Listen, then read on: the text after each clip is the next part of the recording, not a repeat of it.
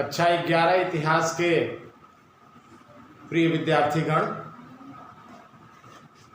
आपकी पुस्तक का चौथा अध्याय लेकर मैं डॉक्टर अब्दुल हमीद, प्रवक्ता Kamlapati Tripathi boys inter college, एक बार फिर से आपके समक्ष उपस्थित हूँ। पाठ 4 इतिहास का पाठ 4 इस्लाम का उदय एवं विस्तार। इसे पिछले कुछ लेक्चर से आप पढ़ रहे हैं। आज हम कुछ महत्वपूर्ण बिंदुओं को लेकर एक बार फिर उपस्थित हैं। पहला बिंदु है खिलाफत का विघटन और सल्तनतों का उदय। खिलाफत का विघटन और सल्तनतों का उदय। पिछले कुछ लेक्चर में आपने पढ़ा कि इस्लामी दुनिया में खलीफाओं का शासन चला और खलीफाओं का यह शासन उमैयदों के बाद अब्बासियों के द्वारा चलाया गया। यहाँ पर खिलाफत के विघटन का अर्थ है अब्बासियों का विघटन, क्योंकि खिलाफत की सत्ता में सबसे पहले उमैयद आए, जैसा कि आपने पिछले अध्याय में देखा, और उसके बाद अब्बासियों का शासन चला। तो अब्बासियों का शासन धीरे धीरे कमजोर पड़ने लगा। खास तौर से 9वीं शताब्दी में उनकी शक्ति अधिक कमजोर हो गई। उसका कारण ये था कि जो प्रांत उनके अधीनस्थ थे, उनके अंडर में जो प्रांत थे वो बहुत दूर थे। इस दूरी के कारण धीरे धीरे उन दूर वाले राज्यों पर से, प्रदेशों पर से अब्बासियों का जो नियंत्रण था शासन का, वो धीरे धीरे कमजोर होने लगा। कुछ और भी कारण थे, जैसे अब्बासी राज्य में आपसी झगड़े चल रहे थे, साथ ही साथ सेना और नौकरशाह जो थे उनमें अरब और ईरान दोनों थे। तो इन दोनों प्रकार के जो सेना और नौकरशाह जो थे इस राज्य में, उनके समर्थकों के मुद्दे पर अक्सर उनके समर्थकों के बीच भी झगड़ा हुआ करता था। 810 में खलीफा हारून अल रशीद के पुत्रों, 2 पुत्र थे खलीफा हारून अल रशीद के, अमीन और मामून। इन दोनों के जो समर्थक थे, उन दोनों के समर्थकों के बीच में भीषण गृह युद्ध शुरू हो गया, जिसने पतन का और रास्ता खोल दिया। इस गृह युद्ध के कारण तुर्की गुलाम अधिकारियों, इन तुर्की के गुलाम अधिकारियों को मामलूक कहा जाता था, उनका एक गुट शक्तिशाली गुट के रूप में उभरकर सामने आ गया। इससे शियाओं ने सुन्नी रूढ़िवादिता के साथ सत्ता के लिए संघर्ष आरंभ कर दिया, जिससे अनेक छोटे छोटे राजवंशों का उदय हुआ। इसीलिए यहां कहा गया है सल्तनतों का उदय। सल्तनत का मतलब होता है छोटे छोटे राज्य, छोटे छोटे सल्तनत का उदय।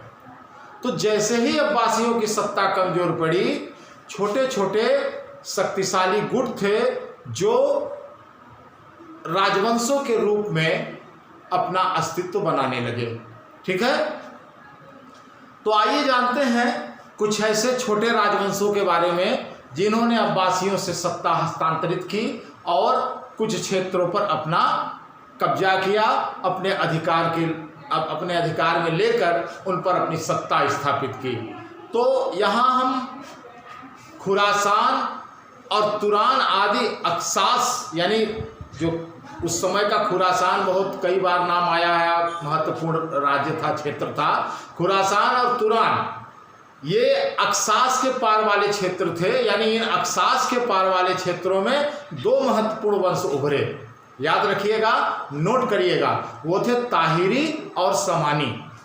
ये 2 राजवंशों का नाम है। ये महत्वपूर्ण और शक्तिशाली गुट थे जो इन क्षेत्रों में उभरे। पहला था ताहिरी और दूसरा समानी। इसके साथ एक तीसरा गुट भी था जो मिस्र और सीरिया में उभरा। इसका नाम था तुलूनी वंश। जी हाँ, तुलूनी वंश। इस प्रकार अब्बासियों की सत्ता एकदम सिमट गई। अब केवल मध्य इराक और पश्चिमी ईरान तक उनकी सत्ता सीमित रह गई थी। 945 में बुवाही, याद रखिएगा, बुवाही नामक एक ईरानी शिया ने बगदाद पर अधिकार कर लिया। यह घटना 945 की है, जब ईरानी शिया जो कि बुवाही गुट से संबंधित था, इसने बगदाद पर अधिकार कर लिया और बगदाद पर उसके अधिकार करने के साथ ही अब्बासियों की सत्ता पूरे अरब साम्राज्य से लगभग समाप्त हो गई या एकदम समाप्त हो गई आप कह सकते हैं। बुवाही शासन के जो अधिकारी और जो राजा होते थे, सम्राट होते थे, वो विभिन्न प्रकार की उपाधियां धारण करते थे। इनमें प्रमुख प्राचीन ईरानी पदवी जिसे शहंशाह कहा जाता था वो महत्वपूर्ण थी। इसे बुवाही शासक धारण करते थे इस उपाधि को, और शहंशाह का अर्थ होता था राजाओं का राजा। शहंशाह का अर्थ था राजाओं का राजा। इन शासकों ने कभी खलीफा की पदवी धारण नहीं की, यानी उन्होंने अपने आप को खलीफा की पदवी से कभी विभूषित नहीं किया, लेकिन उन्होंने अब्बासी खलीफा को एक प्रतीकात्मक मुखिया के रूप में बनाए रखा। यहाँ महत्वपूर्ण बात है ये कि अब्बासियों की सत्ता समाप्त हो गई, लेकिन अब्बासी खलीफा को ये बुवाही वंश के जो शासक थे उन्होंने अब्बासी खलीफा को प्रतीकात्मक मुखिया के रूप में बनाए रखा। अब आपके मन में यह प्रश्न उठेगा कि आखिर ऐसा क्यों किया इन्होंने? तो ऐसा उन्होंने किया अपनी सुन्नी प्रजा को अपने पक्ष में रखने के लिए। जो सुन्नी प्रजाजन थे उन्हें अपने पक्ष में रखने के लिए उन्होंने ऐसा किया।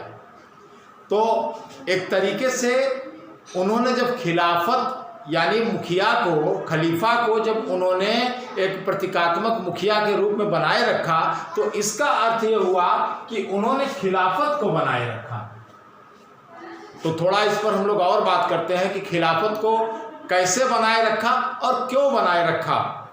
तो बुवाहियों द्वारा खिलाफत को बनाए रखने के पीछे एक राज था। वो राज क्या था? दरअसल एक दूसरा शिया राजवंश जिसे फातिमी भी कहा गया है इस्लामिक जगत में, वो भी इस्लामी जगत पर शासन की चाह रखता था।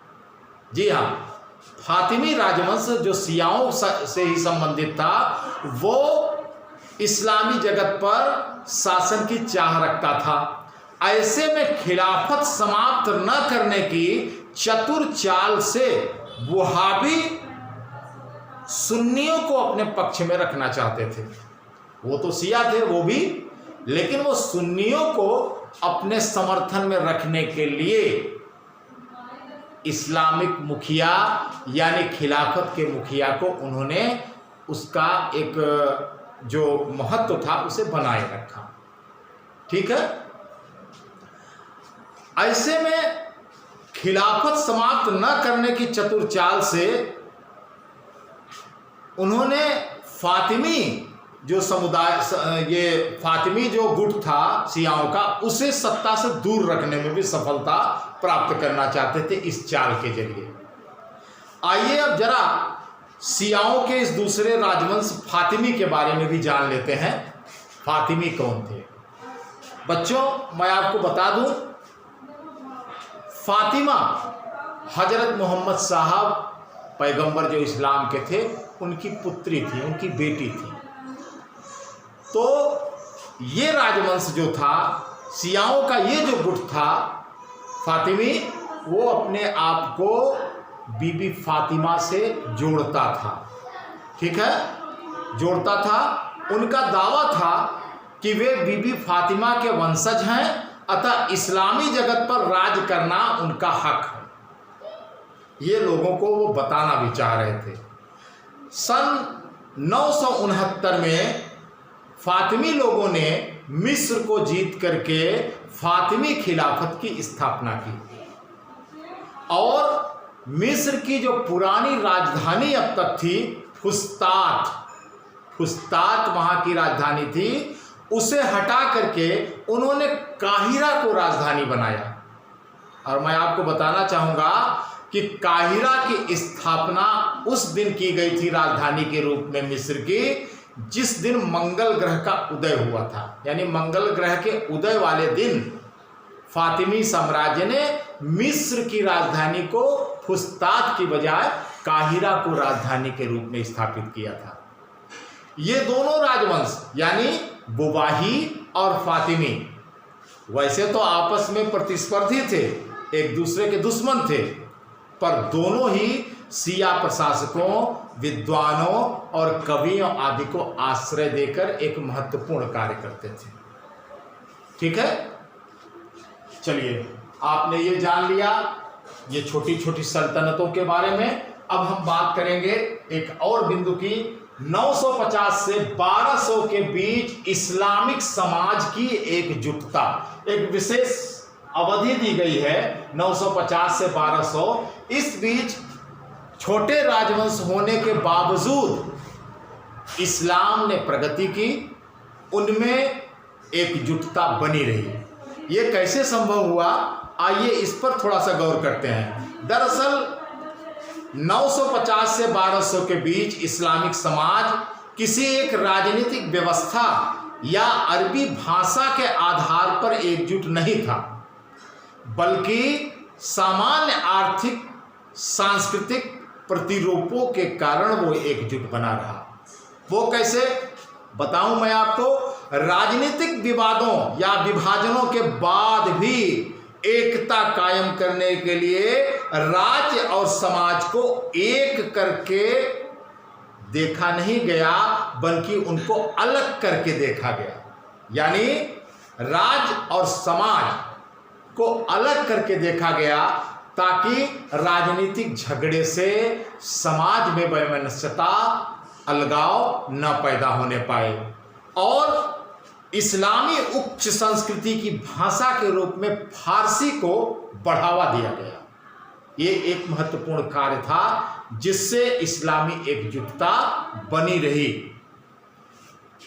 इस एकता के निर्माण में बौद्धिक परंपराओं के साथ संवाद की परिपक्वता भी थी, यानी एक दूसरे से बातचीत करके आपसी मनमुटाव और झगड़ों को खत्म कराना भी एक महत्वपूर्ण कार्य था।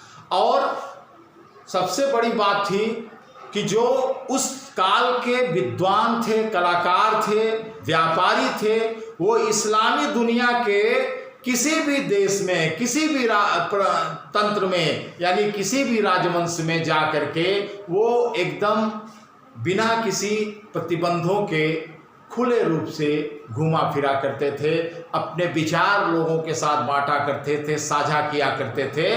और ऐसे में कहीं अगर उनको इस्लामी समाज में किसी प्रकार की वैमनस्यता या किसी प्रकार के झगड़े की आशंका होती थी तो अपने बौद्धिक विचारों से उन गुटों के बीच वो एका करा दिया करते थे। ठीक है, तो इस सब प्रयासों से इस्लामिक जगत में एकता बनी रही। धर्मांतरण के कारण गांव तक इस्लाम का फैलाव हो गया। लोग इस्लाम की खूबियों से परिचित होकर के इस्लाम को कबूल करते गए और इस प्रकार इस्लाम जो एक छोटे क्षेत्र से शुरू हुआ, सीमित रहा, लेकिन धीरे धीरे इस काल में जो मैं बता रहा हूँ वो गांव तक उसकी पैठ हो गई इस्लाम की। ठीक है, उमैयद काल में कुल मुस्लिम आबादी जो लगभग 10% थी, अब इस काल में आकर बहुत बढ़ गई। अब इस्लाम की पहचान अन्य धर्मों से अलग एक धर्म और संस्कृति के रूप में और अधिक स्पष्ट हो गई।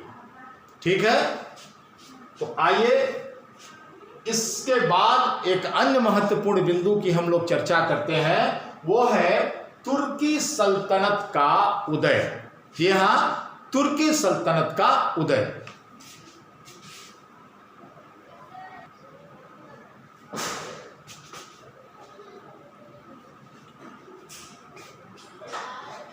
तुर्की सल्तनत का उदय।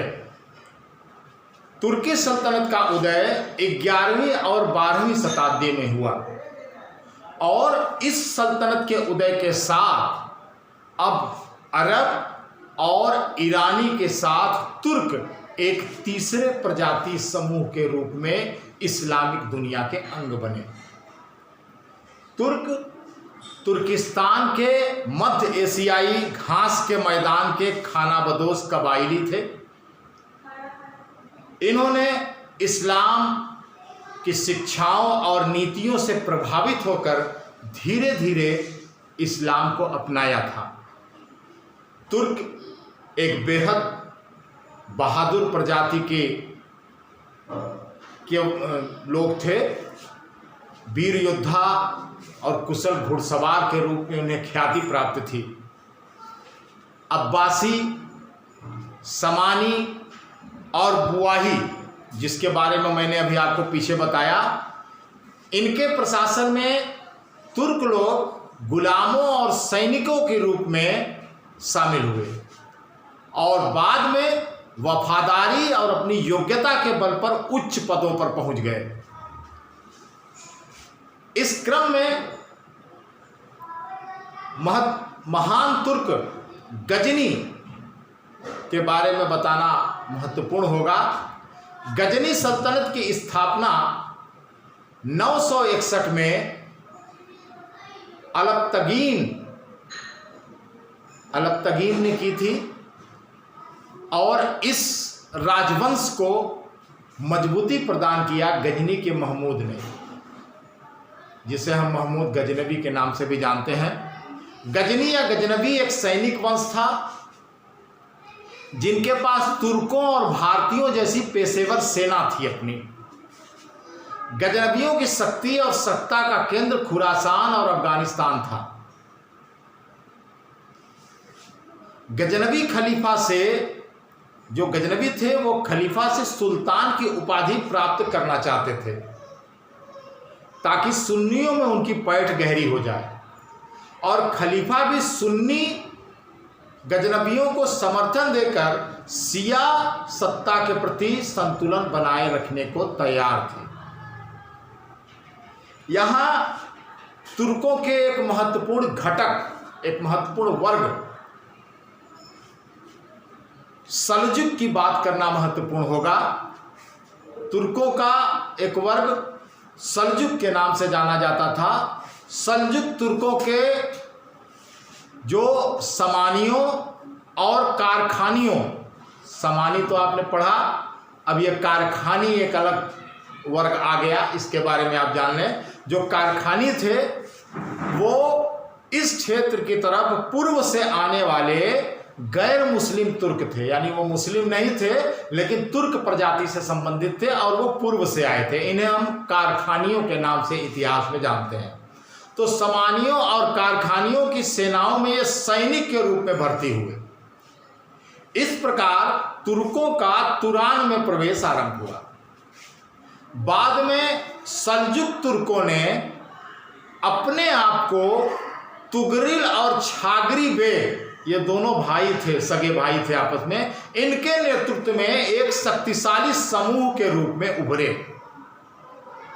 महमूद गजनवी की मृत्यु से जो उत्पन्न अव्यवस्था थी, यानी महमूद गजनवी ने बड़े कुशलता से शासन को बनाए रखा, लेकिन उसकी मृत्यु के उपरांत अव्यवस्था उत्पन्न हुई जिसका फायदा सल्जुकों ने उठाया और 1037 में खुरासान को जीत लिया।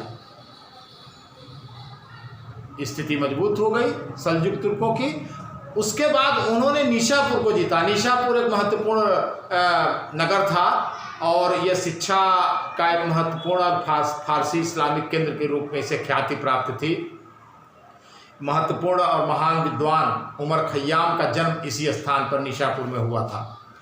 सन 1055 में उन्होंने बगदाद पर से भी शिया शासन का अंत कर दिया, यानी बगदाद फिर से सुन्नी शासन के अधीन हो गया। खलीफा अल कायम द्वारा तुगरिल बेग को सुल्तान की उपाधि दी गई। इस प्रकार राजनीतिक व धार्मिक सत्ता को अलग अलग करके इस समय देखा गया। बाद में दोनों सल्जुक भाइयों यानी तुगरिल बेग और छागरी बेग, इन दोनों ने मिलकर इस इस्लामिक जगत पर शासन किया।